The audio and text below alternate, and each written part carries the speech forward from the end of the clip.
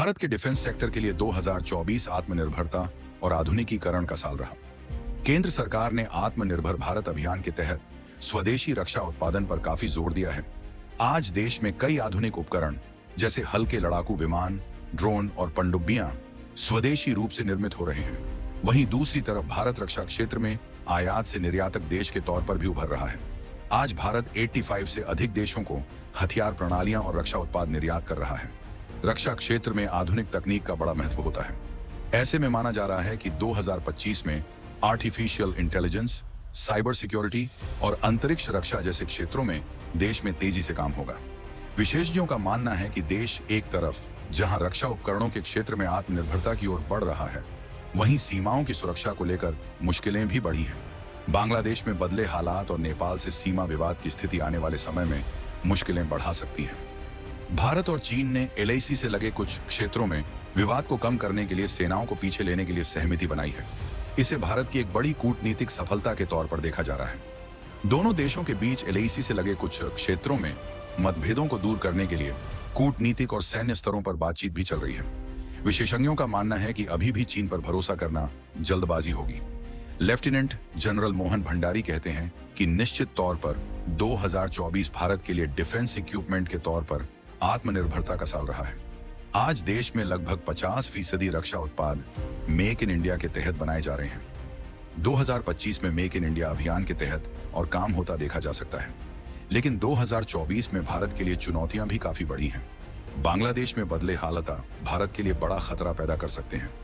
बांग्लादेश में कई कट्टरपंथी संगठन जो अब आतंकी संगठन बन चुके हैं, आने वाले समय में भारत में अशांति और अस्थिरता पैदा करने की कोशिश कर सकते हैं। पाकिस्तान के अलावा ऐसी ताकतें जो भारत की समृद्धि से खुश नहीं हैं, इन संगठनों को भारत के खिलाफ अपना हथियार बना सकती हैं। वहीं दूसरी तरफ नेपाल की ओर से शुरू किया गया सीमा विवाद भारत के सामने अलग तरह की चुनौती खड़ी कर सकता है। आज नेपाल में पाकिस्तान और चीन सहित कई देशों की इंटेलिजेंस एजेंसियां काम कर रही हैं, जो भारत के खिलाफ साजिशों में भी शामिल हैं। ऐसे में भारत को कई मोर्चों पर एक साथ लोहा लेने के लिए तैयारी करनी होगी। मेक इन इंडिया अभियान के तहत देश के रक्षा क्षेत्र को आत्मनिर्भर बनाने के लिए तेजी से काम किया जा रहा है। रक्षा में आत्मनिर्भरता को बढ़ावा देने और DPSU द्वारा आयात को कम करने के लिए जुलाई में रक्षा उत्पादन विभाग ने घरेलू निर्माताओं से केवल भारतीय सशस्त्र सेना द्वारा खरीदी जाने वाली 346 वस्तुओं की 5वीं सूची PIL जारी की। इससे पहले DPSU के लिए DDP द्वारा 4666 वस्तुओं वाली 4 जनहित याचिकाओं को अधिसूचित किया गया था, जिनमें से 3400 करोड़ रुपए के ऐसी वस्तुएं जो अब तक आयात होती थी, वो अब देश में बनने लगी हैं। 2972 वस्तुओं का पहले ही स्वदेशीकरण किया जा चुका है।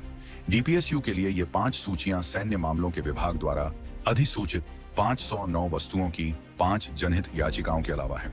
रक्षा मंत्रालय ने वित्त वर्ष 2023-24 दौरान स्वदेशी रक्षा उत्पादन में अब तक की सबसे ज्यादा वृद्धि हासिल की।